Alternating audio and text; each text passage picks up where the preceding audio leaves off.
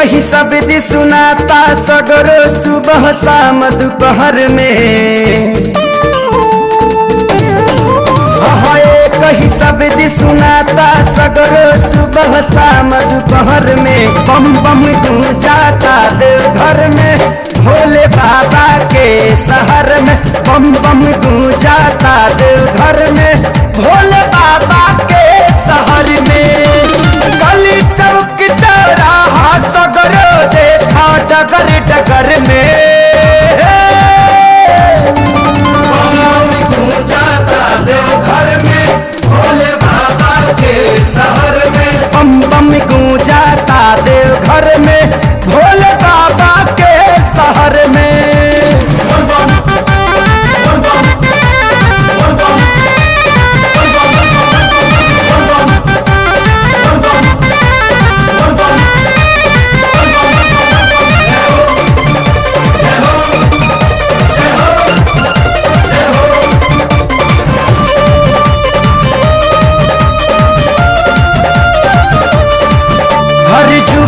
शिव के नाम हवे एक ही मंजिल पैगाम हवे।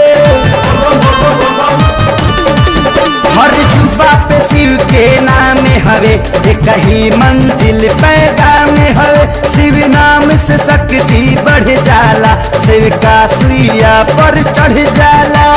घट घट बासी शिव कैलाशी राखे सबके नजर में।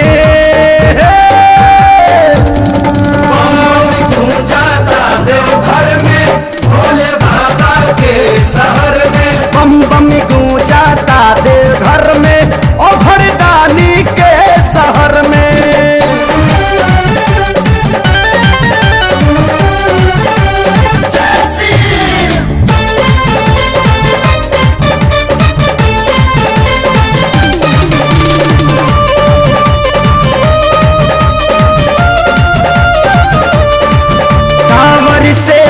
पर दम निकले दौड़त घर से डाक बम निकले।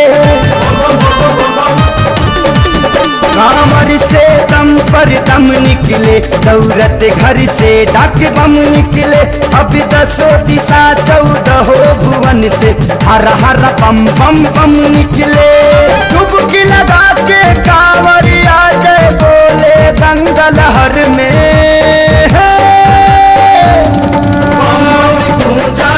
देवघर में भोले बाबा के शहर में। बम बम गूंजाता देवघर में बैजू बाबा के शहर में।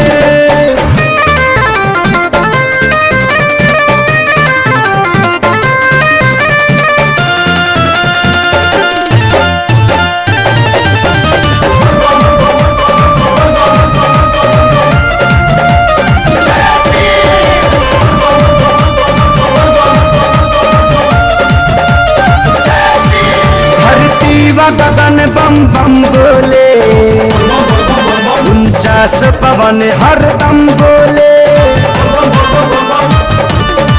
धरती गगन बम बम बोले 49 पवन हरदम बोले।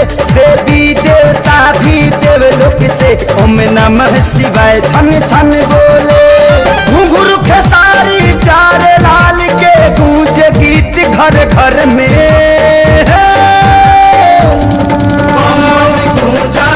देवघर में भोले बाबा के शहर में। बम बम गूंजाता देवघर में